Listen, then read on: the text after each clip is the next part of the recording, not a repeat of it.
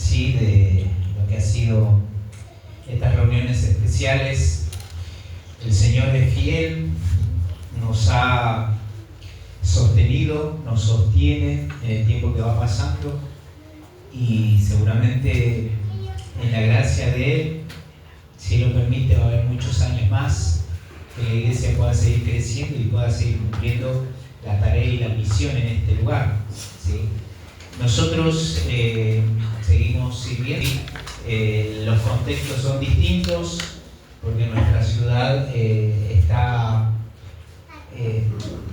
son aproximadamente entre 20.000 habitantes. A comparación de lo que es La Banca y Santiago, es pequeña, pero también tenemos las adversidades. Es una sociedad muy, a veces, animista, es una ciudad muy idólatra. Entonces también ahí nos toca predicar el Evangelio, trabajar en la vida de tanto niños, adolescentes, preadolescentes, jóvenes, y el Señor va también haciendo su trabajo, ¿sí? Así que les dejamos el motivo de oración por la iglesia, Gracia y Verdad, de Abraham Pampa, de Meñicuy. Acuérdense también de orar por la vida muchas gracias, de nuestro pastor que está ahí a cargo, que es David, ¿sí? Y también por el grupo de diáconos de la iglesia allá. Es una iglesia que, por la gracia de Dios, es juvenil, en el sentido de que varios matrimonios son casi en la misma edad que nosotros tenemos, con mi esposa, pero hay matrimonios también comprometidos. Y nos encanta también ver la obra de Dios en ese lugar. Así que es una congregación que desde ese punto, cuando usted va y busca Abrapampa, dirá: ¿dónde Abrapampa? Es Puna, y tal vez no hay mucho auge incluso comercial o todas las cosas. Pasa desapercibido porque incluso está de paso, ¿sí? La gente llega hasta Humahuaca, Purmamarca, que es la parte turística, y conoce ese lugar, Maimará. Y más al norte, está La Quiaca, que es el atractivo porque es el límite con Bolivia, y Abrapampa está de paso.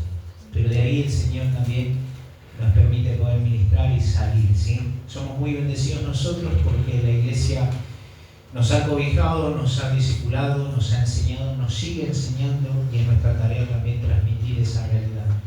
Aproximadamente la iglesia tiene entre 150 a 200 miembros, pero es una labor de poder también cuidar a la congregación, ¿sí? Instruirlos en la verdad. Ese es nuestro trabajo y es lo que seguimos haciendo allá.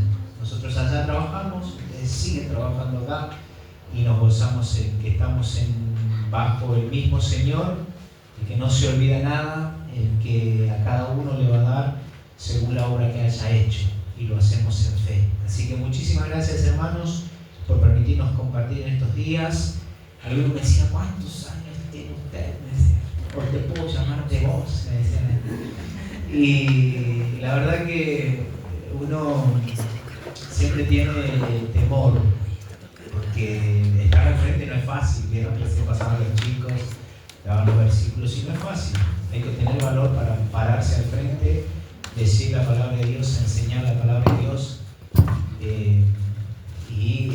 Uno siempre ora y tiene esa dependencia, que sigan estudiando, espectacular, sigan animándose a memorizar la palabra de Dios. Eso es lo que nos ayuda. Y siempre por ahí yo recordaba las primeras veces que uno tenía que compartir, me sudaba toda la espalda, y me sudaba toda. Y ahora lo sigo haciendo, no es que no me pasa, ¿sí? Pero el Señor es fiel. Por la gracia de Dios, uno tiene 36 años, con mi esposa estamos casados ya hace 14 años, vamos a cumplir este año, así que el Señor es fiel. No es por mérito personal, es la gracia del Señor.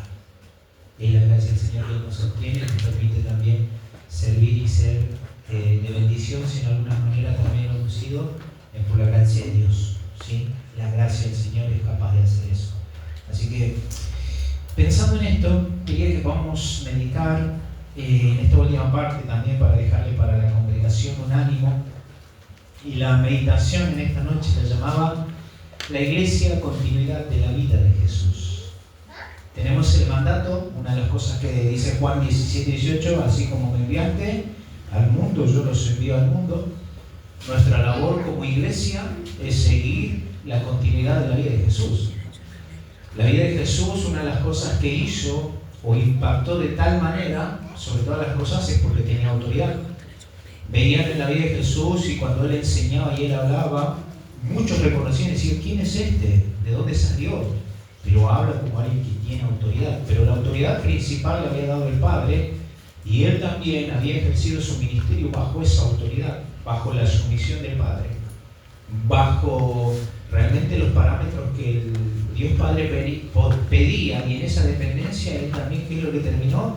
Terminó impactando en su entorno, en el momento en el que Él había establecido. Preparó a los cercanos, a los discípulos y después los comisionó. Y esa comisión sigue en nuestra vida. Entonces, la iglesia termina siendo y sigue reflejando lo que es la vida de Jesús. No podemos irnos a buscar otro modelo que no sea el modelo de Cristo. No podemos irnos fuera de eso.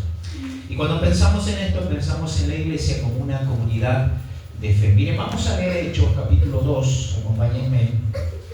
Hechos capítulo 2, versículo 42 en adelante.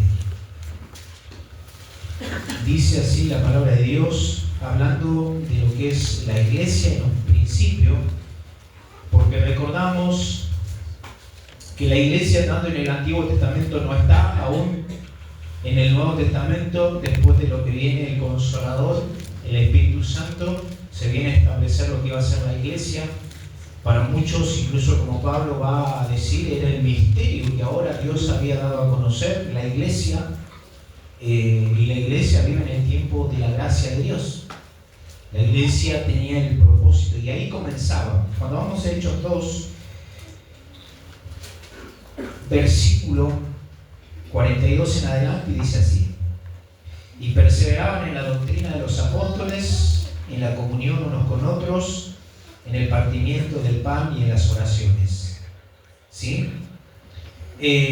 Cuando pensamos en esto, una de las cosas que podemos ver en la vida de los creyentes es cómo en aquel tiempo comenzaba la obra de lo que era establecer la iglesia y cómo ellos tenían ese sentir. Mire, el versículo 43 dice: y sobrevino temor a toda persona, y muchas maravillas y señales eran hechas por los apóstoles. Todos los que habían creído estaban juntos y tenían en común todas las cosas, y vendían sus propiedades y sus bienes y los repartían a todos según la necesidad de cada uno. Y perseverando unánimes cada día en el templo y partiendo el pan en las casas, comían juntos con alegría y sencillez de corazón, alabando a Dios y teniendo favor con todo el pueblo. Y el Señor añadía cada día a la iglesia los que habían de ser salvos. Y es impactante cómo la iglesia, a través del libro de Hechos, vamos viendo cómo va creciendo. Pero el crecimiento no solamente se basaba en las actividades de la iglesia que podía tener, sino que había un ingrediente esencial. Y en este caso estaba el poder también de la tercera persona de la Trinidad, que es la obra del Espíritu Santo. ¿Sí? Por eso cuando pensamos en esto, podríamos resumir en esta noche la iglesia en estos 4 puntos, como una comunidad del Espíritu, como una comunidad misionera, como una comunidad de la palabra y como una comunidad de amor. La iglesia que vemos en el principio, la iglesia primitiva. Cuando vemos el primer punto de lo que es una comunidad del Espíritu, miren, vamos a ver a través de lo que es cómo el Espíritu Santo, ahí en Hechos capítulo 1, versículo 8, dice así: pero recibiréis poder cuando haya venido sobre vosotros el Espíritu Santo, y me seréis testigos en Jerusalén, en toda Judea, en Samaria y hasta lo último de la tierra. Jesús se va, asciende, pero también no los deja solos a los creyentes, a los discípulos, sino que ahora viene el Consolador, que es el Espíritu Santo. Y termina siendo una comunidad del Espíritu. ¿Por qué? Porque el Espíritu Santo, una de las cosas que vino, se manifestó como el Consolador prometido. Jesús dijo: yo me voy, pero voy a enviar a alguien en la misma esencia, en las mismas características, que va a venir y los va a guiar hacia toda verdad. Y esa promesa se cumple. Más adelante, cuando ellos están reunidos, dice que aparece y se manifiesta como un viento. Y viene, y toda la congregación estaba ahí reunida, y viene el descenso de lo que es el Espíritu Santo. Y muchos empiezan a hablar en distintos idiomas. Tanto así que la gente que estaba en aquel entonces, como Jerusalén era una ciudad donde se abocaba mucho comercio y era una ciudad de paso, todos los que estaban ahí entendían lo que ellos hablaban y se maravillaban. Y el Consolador prometido es establecido, viene y se manifiesta. Como también vemos el Espíritu Santo viene a consolidar a los apóstoles. Los apóstoles después dice que ellos empiezan a predicar, empiezan a hablar, y la gente que conocía el testimonio de ellos empezaban a maravillarse y a asombrarse y decían: ¿y estos no son los que eran los pescadores?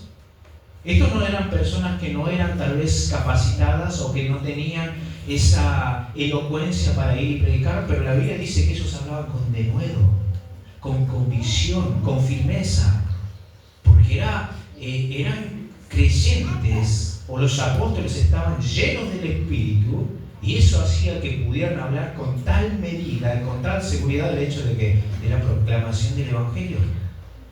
Y el Espíritu Santo, ¿qué es lo que viene? Viene a consolidar el ministerio de los apóstoles.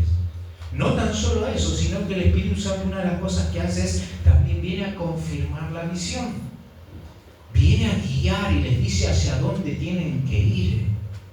Viene a poder ser esa persona tan cercana que les va a mostrar el camino o incluso hacia dónde tiene que ir la predicación. Hechos nos narra y nos va a decir que estaba Felipe y había un etíope, y el Señor lo lleva a esa región, a donde estaba el etíope. El etíope estaba leyendo el libro de Isaías y no entendía nada, y Dios lo envía ahí a Felipe, y Felipe, ¿qué es lo que hace? Le explica las Escrituras. El etíope entiende las Escrituras e inmediatamente dice: ¿qué impide que yo sea bautizado? Y se bautiza. Y ahora muchos creen que el Evangelio se fue para esa región ¿a través de quién? Del etíope. Y así el Evangelio se iba y se extendía por distintas ciudades y por distintos contextos, porque es una comunidad del Espíritu. Ahora, ¿esto qué nos recuerda a nosotros, hermanos? Que nosotros, cada cosa que vayamos a hacer, también la tenemos que hacer en dependencia del Espíritu. Porque ese es el Consolador que viene a ¿qué? A guiar, es el que viene y convence de pecado, de juicio al no creyente. Entonces yo, una de las cosas que tengo que hacer, tengo que también vivir en esa dependencia. Y debo también, miren, y el Espíritu Santo está en nosotros. A los que hemos recibido a Cristo, el Espíritu Santo viene y mora en nuestra vida y de una manera permanente. La presencia de Dios está en una manera permanente en nosotros. No es en una forma esporádica como lo hacía en el Antiguo Testamento. En el Antiguo Testamento venía por un tiempo, y cuando el Espíritu de Dios se iba, esa persona quedaba sin autoridad, a veces sin guía. Pasó en el caso de Sansón. Cuando vino el Espíritu, Sansón dice que se manifestaba y tenía la fuerza. Pero cuando él decidió pecar, el Espíritu se fue. Y Sansón terminó siendo el objeto de burla y clama al Señor. Y el Señor oye el clamor de Sansón, viene nuevamente, le ayuda, le da la fuerza, y Sansón puede derribar y eliminar a los enemigos, pero termina siendo objeto de burla. Eso es lo que pasaba en el Antiguo Testamento. En el Nuevo Testamento, ¿saben qué? Como creyentes nosotros podemos tener la ayuda constante del Espíritu Santo. Ahora, ¿a esto a qué nos llama? Dice: no entristezcan al Espíritu Santo, sino sean ¿qué? Llenos del Espíritu Santo. Y el Espíritu Santo, ¿qué es lo que trae a nosotros? También trae el fruto espiritual. Gálatas capítulo 5, versículo 22 dice: mas el fruto del Espíritu es amor, gozo, paz, paciencia, benignidad, bondad, fe, mansedumbre, templanza. Contra tales cosas no hay ley. O sea que también me lleva a poder crecer, a poder de alguna manera seguir siendo transformado. Esa es la comunidad que nosotros vemos en Hechos, que crece, que se expande el Evangelio, pero no es por la obra de los apóstoles, es porque el Espíritu Santo los usó y también obró en ese lugar, en ese entorno. Y la iglesia no puede estar ajena a eso. Seguimos siendo la continuidad de la vida de Jesús. Ahora, cuando pensamos en una comunidad misionera, miren, la iglesia primitiva era la iglesia de la comunidad de los 99, o la comunidad incompleta, podríamos decir. ¿Por qué la comunidad de los 99? Porque tenían en claro que faltaba uno. ¿Sí?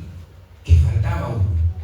Y no solamente se quedaban con la búsqueda de decir falta uno, bueno, y algún día llegará, sino que una de las cosas que hacen es poder ir y predicar. Ahora miren, a través de estos pasajes, cuando vamos a Hechos capítulo 1, versículo 15, dice así, miren: en aquellos días Pedro se levantó en medio de los hermanos, y los reunidos eran como 120 en número, y dijo. ¿Cuántos comienzan ahí? 120. Y miren lo que pasa. Hechos capítulo 2, versículo 41 dice: así que los que recibieron su palabra fueron bautizados, y se añadieron aquel día 3.000 personas. Pero no solamente se queda ahí. Ahora va, y Hechos capítulo 4, versículo 4 dice: pero muchos de los que habían oído la palabra creyeron, y el número de los varones era como 5.000 personas. O sea, no se quedaron en la cuestión de decir: ya hemos logrado, ya tenemos un número suficiente, o ya he alcanzado a mi familia, ya son creyentes y ya está. Sino que es una comunidad que va en búsqueda de ¿qué? De más. Faltan. Y miren, no solamente se queda ahí. Seguimos leyendo algunos pasajes. Ahí en Hechos capítulo 5, versículo 14 dice: y los que creían en el Señor aumentaban más, gran número así de hombres como de mujeres. Y era una comunidad que compartía acerca de ¿qué? De lo que era la fe, de lo que eran las enseñanzas de los apóstoles. Compartían al Cristo crucificado. Compartían lo que era el nuevo mensaje, el cual muchos lo llamaban. Compartían aquello que para muchos era locura, el hecho de la cruz, de que Cristo ahí murió por nuestros pecados, que resucitó al tercer día, y ellos seguían predicando. Y el Señor añadía. Hechos capítulo 6, versículo 7 dice: y crecía la palabra del Señor, y el número de los discípulos se multiplicaba grandemente en Jerusalén. También muchos de los sacerdotes obedecían a la fe. Miren cuál impacto tuvo la predicación de la palabra de Dios, pero una predicación fiel. No era una predicación que simplemente se amoldaba a la necesidad que a veces la gente puede tener, sino que hablaba de la realidad espiritual, de cuál era el problema real. Y el problema real que trae y que acarrea a la sociedad es el pecado. El problema real que acarrea una familia, el problema real que trae la cuestión de conflictos en el matrimonio, los padres con los hijos, es el hecho del pecado.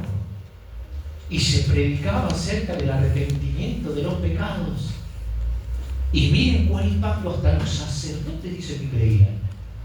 Aquellas personas que eran líderes religiosos escuchaban la palabra, escuchaban el mensaje y creían. A veces nosotros estamos solemos como poner eslogan, podríamos decir, a las personas. Y a veces nosotros las descartamos, ¿vieron? Y tal vez ves a un amigo en la casa, tal vez ves a un vecino, y ese vecino es difícil, no sé. Todos los domingos, todos los fines, tal vez te pone música. Y cuando viene, a veces te dice alguien del evangelio, vos decís que jamás va a creer.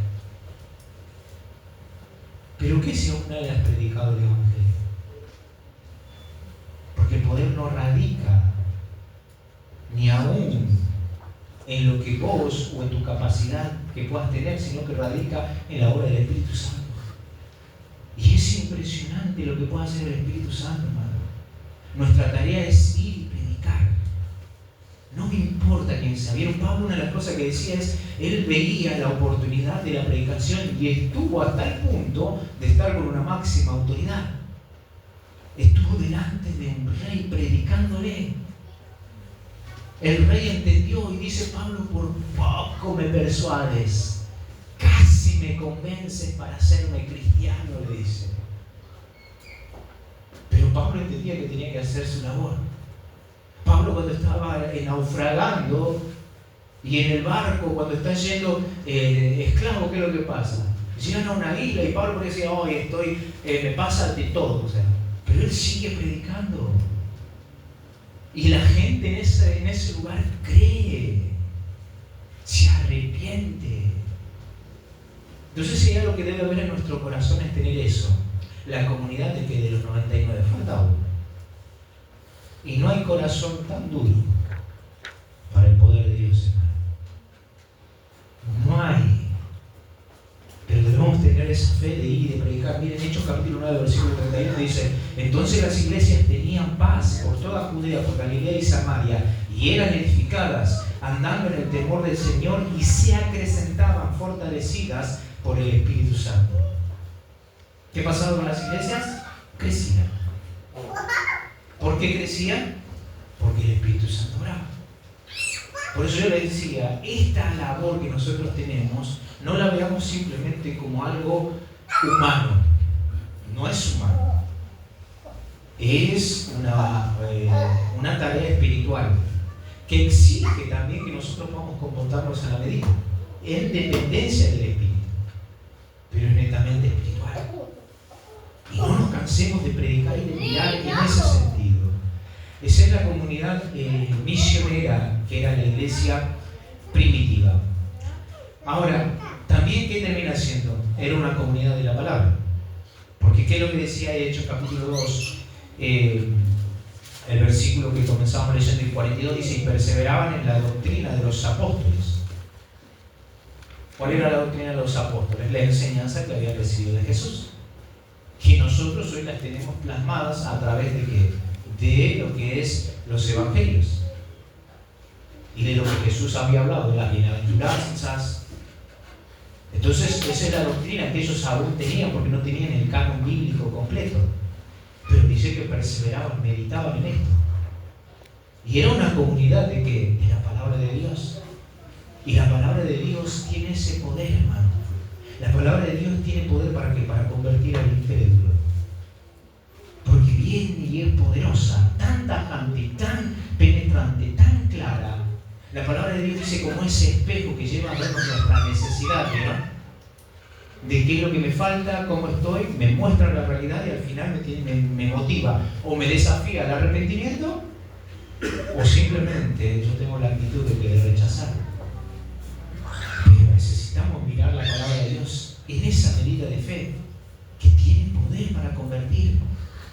Vieron, a veces escuchan testimonios de que hay hermanos tal vez que han escuchado un versículo. Miren, cuando vamos a la historia, a través de la Reforma, está Martín Lutero, que Dios lo utilizó en un tiempo. Martín Lutero, ¿cómo se convirtió? ¿Cómo entendió el hecho de la gracia de Dios y el perdón? Estudiando la Biblia y estudiando lo que era el libro de Romanos. Y era un sacerdote católico, era celoso de eso. Pero después va y estudia y dice: yo me dedicaré al Señor si me salva de la tormenta. Y en eso empieza a estudiar la Biblia y estudiar el libro de Romanos. Y él dice que cuando llegó a Romanos capítulo 1 versículo 16 a estudiar lo que era el Romanos capítulo 5, entendió la gracia. La palabra de Dios vino y reventó sus argumentos humanos que tenía. Y él entendió que simplemente la salvación era por la fe. Y después de eso empieza a ir y estudiar y defender lo que era el hecho de las tesis y todo lo que pasaba en aquel tiempo. Pero esa es la palabra de Dios. Entonces la debemos predicar firmemente. Convierte. ¿Qué es lo que lleva? La palabra de Dios tiene poder para combatir el pecado. Como creyente, ¿de dónde tomo armas para ir y batallar con el pecado? De la palabra de Dios. Yo no puedo irme a hacer el fuerte si no me ejercito con la palabra de Dios. ¿Vieron? Yo le decía a los chicos recién, estudien la Biblia, sigan estudiando. Porque eso ¿qué me da? Eso me da fortaleza mental para saber que cuando viene la adversidad sé cómo actuar. Incluso a veces cuando caigo sé cómo volver. ¿Y qué debo hacer? ¿Cómo arrepentirme? Esa es la palabra de Dios. Nos da herramientas para combatir el pecado. ¿Cómo podemos? Recién hablábamos en la reunión anterior de vivir en santidad. ¿Cómo yo puedo vivir en santidad? Necesito la palabra de Dios. Entonces tiene poder para llevarnos a combatir el pecado. La palabra de Dios también, ¿qué es lo que nos trae? Nos trae crecimiento espiritual. Ayuda a nuestro espíritu, alimenta nuestro espíritu. Y eso va consolidando nuestra fe, hermano.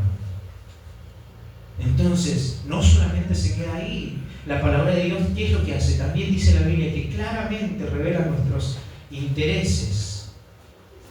La palabra de Dios viene, yo la estudio y viene a corregir a veces deseos egoístas que yo tengo en mi corazón. Y me dice, no se hace así, se hace de esta manera. Por eso el Salmo 119, una de las cosas que dice es, en mi corazón he guardado tus dichos, ¿para qué? Para no pecar contra ti. ¿Sí?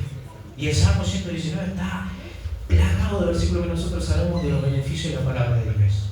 ¿Con qué limpiará el joven su camino? Con guardar tu palabra.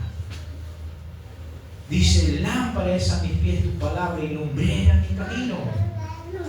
Entonces la palabra de Dios, ¿qué es lo que trae? Crecimiento. Necesitamos volver a tenerlo como un pilar fundamental en nuestra vida. La palabra de Dios, no tan solo eso, ¿qué más? La palabra de Dios lleva a conformarnos a la imagen de Cristo. Porque dice Corintios que cuando yo contemplo la grandeza de Cristo, soy transformado de gloria en gloria en la misma imagen de Él. Pero ¿cómo yo puedo contemplar la grandeza de Dios? A través de la palabra de Dios. No puedo contemplar con mayor exactitud que no sea por medio de las Escrituras. Ese es el poder de la palabra. Y la iglesia primitiva, una de las cosas que hacía era eso. Ya decíamos, era una comunidad del Espíritu, ¿sí? ¿Por qué? Porque el Espíritu se movía, el Espíritu obraba, dependían del Espíritu. Era una comunidad de lo que es de los 99, o es una comunidad evangelista que iba y predicaba y se añadía y se añadía. Era una comunidad de la palabra de Dios. Pero también era una comunidad de ¿qué? Una comunidad de amor.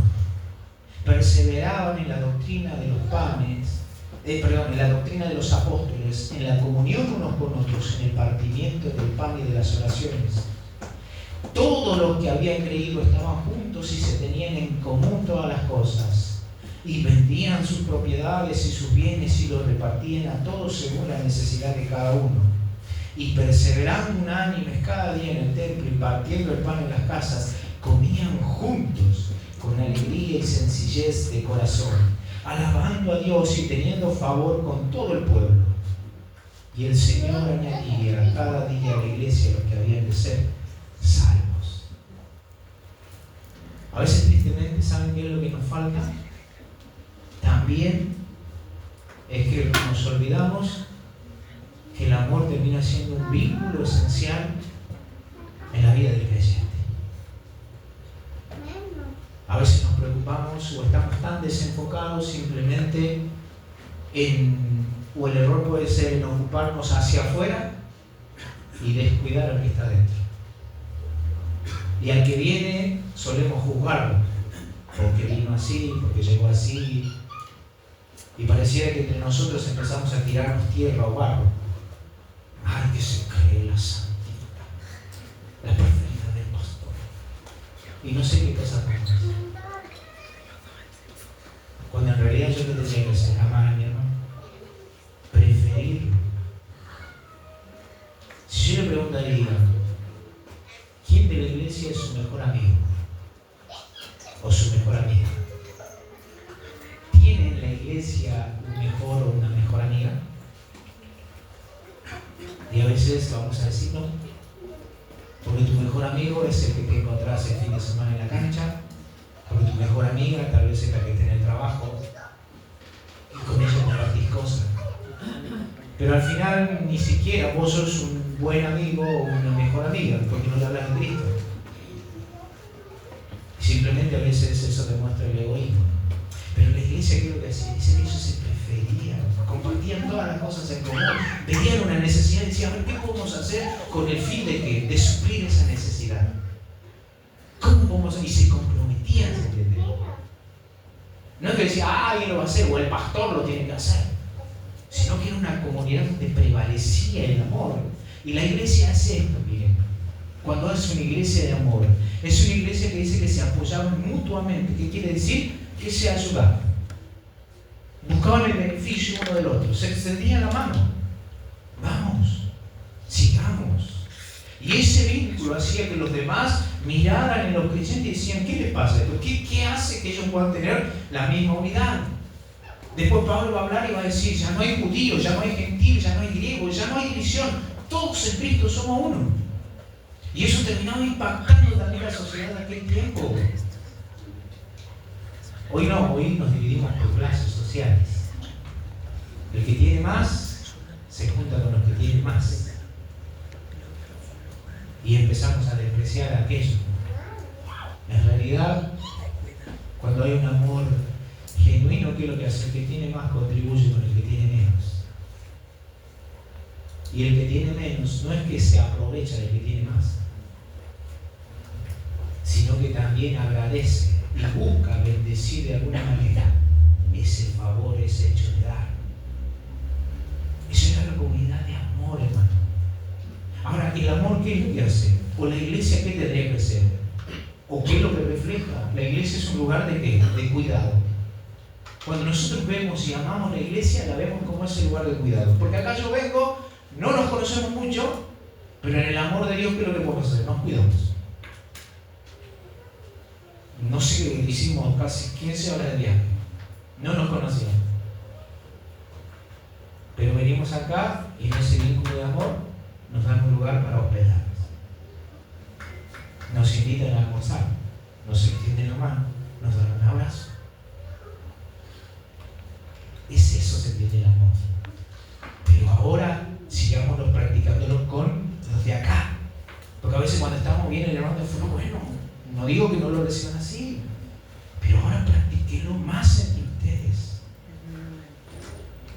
Y esa es la comunidad que se cuida. Un lugar donde intercedemos unos por otros de la iglesia, ¿o no? Acá yo vengo y les puedo dar mi motivo de oración claramente. Y decir, hermanos, ¿saben qué? Esta es la realidad, esto es lo que me pasa. Económicamente me está pasando esta realidad. Oren por mí. En una cuestión de salud estoy pasando por esto. Oren por mí. Eso es una comunidad que intercede unos por otros. Y saben que la intercesión en nuestras vidas o en la iglesia, saben que lo que hace también cubre. A veces no vemos esa forma. Y yo, cuando puedo orar por la vida de un hermano de una forma particular, ¿qué es lo que estoy haciendo? Le estoy poniendo bajo la protección de Dios. Y yo oro por ese hermano, pero es la iglesia donde podemos que interceder unos por otros. Que cuando te viene la tentación y hay alguien que está orando por vos, el Señor te libra de la tentación, te libra de caer en ese momento. Pero cuando no vemos la congregación como un lugar de intercesión, acá no digo nada, acá aparento estar bien, acá tengo que ser, no sé, el líder, el maestro, y yo no tengo debilidades. No te equivoques, Señor. La iglesia es eso, un lugar donde podemos interceder unos por otros. La iglesia es un lugar donde nos restauramos. ¿Cuántos hemos caído? Y levantamos nuestras manos. ¿Cuántos hemos fallado? Pero en la iglesia yo encontré un lugar de restauración. Uno tal vez hubiese quedado en medio del camino si no hubieran visto la iglesia como ese lugar de restauración. La restauración quiere decir volver a poner en el lugar. Es por algo que uno se ha descuidado, se ha deslizado y no quiso, pero hubo la iglesia que te trajo. Eso es la iglesia, hermano. Entonces la iglesia no viene la gente perfecta, la iglesia viene pecadores que buscamos que agradar y luchamos por amar y servir al Señor. Esa es la iglesia, un lugar de restauración. La iglesia termina siendo un lugar donde nos corrige. Y yo vengo y mi hermano me exhorta, y yo vengo y la palabra de Dios me desafía. Entonces vengo para ser moldeado de alguna forma. Entonces no puedo venir a la iglesia y decir, bueno, voy a ir a la iglesia para que me den solamente un mensaje bonito, que me entienda y me acaricie. Y si es fuerte el mensaje ya no vuelvo porque no me entiende. No, la iglesia termina haciendo eso. En la iglesia primitiva dice que ellos se juntaban y hubo correcciones, sí hubo correcciones. Tanto así que una de las cosas que viene a Ananías y Zafira, un matrimonio que quieren ir y venden su propiedad y le dan a los apóstoles, pero engañan. En su corazón había una mala intención. Y tiene que haber la corrección. ¿Y cuál es la corrección? De parte de Dios viene y a ellos los eliminan. Y después de esto dice que hubo gran temor. Ahora no quiere decir que cuando nosotros caigamos, netamente nos va a pasar lo mismo. Pero de que hay confrontación, hay confrontación. Y me encanta porque la Biblia dice que mejores son los que es inoportunos quién. Los besos de quién.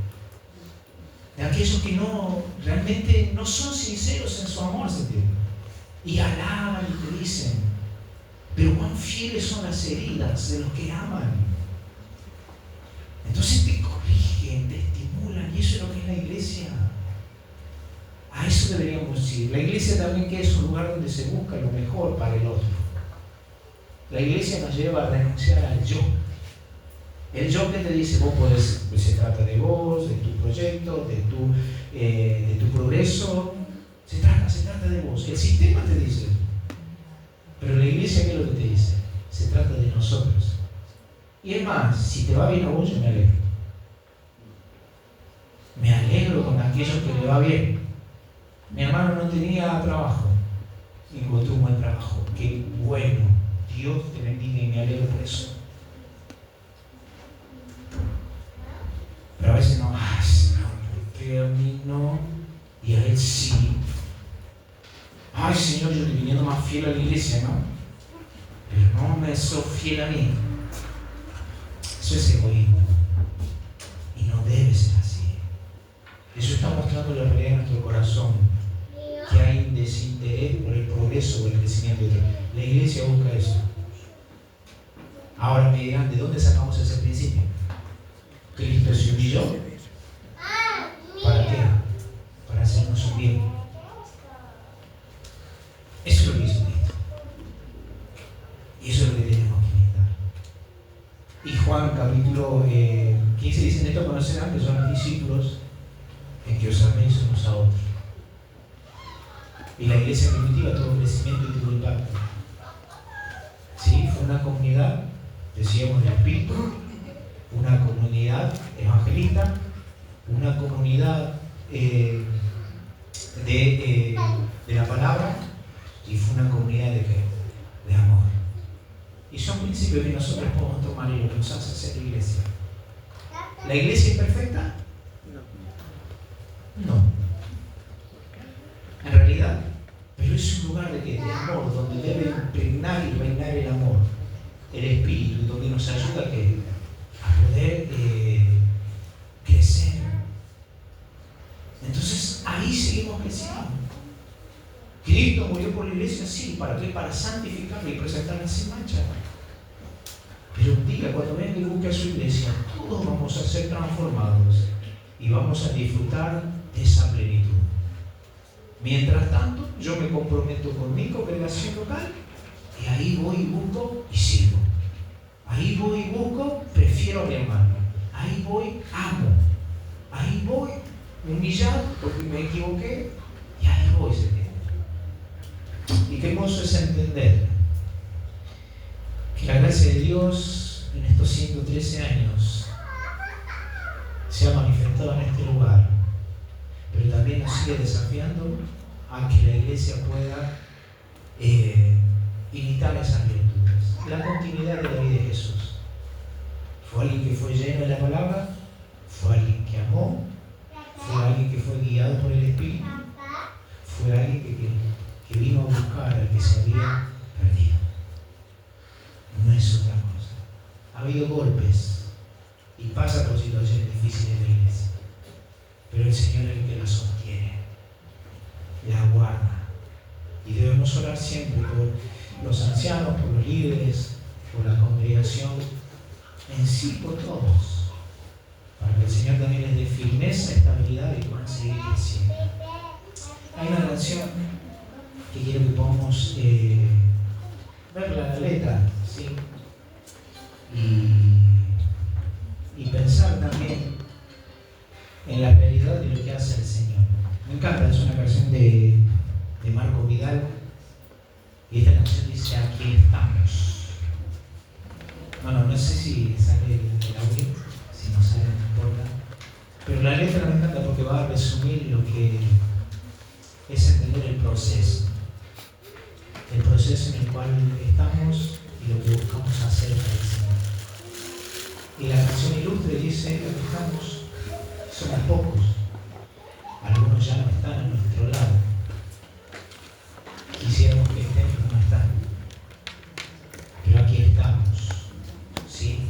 Y que podamos seguir firmes también en este camino de lo que es de lo que el Señor ha hecho y nos ha comentado. ¿Sí? ¿Está? Bueno, vamos a orar, ¿sí? Vamos a orar y después ya desarrollamos la letra de la canción. Oramos, cerramos nuestros ojos, le damos gracias a Dios y que podamos decirle: Señor, gracias por hacernos tu iglesia. Gracias por mirarnos aún en nuestra condición tan perdida, tan rebelde. Nos has escogido y nos has traído a poder pertenecer de una comunidad de fe, Señor. Somos hermanos por medio de Cristo. Ayúdanos a que la virtud del amor se pueda manifestar en medio de una sociedad tan egoísta. Ahí se lo va a poner. Ayúdanos a también comprometernos y poder servir en nuestra congregación con más emoción, con más ganas, Señor. Ayúdanos a cuidar. Ayúdanos, Señor, a ser una comunidad que estudia tu palabra, que puede también entender la profundidad y sobre todo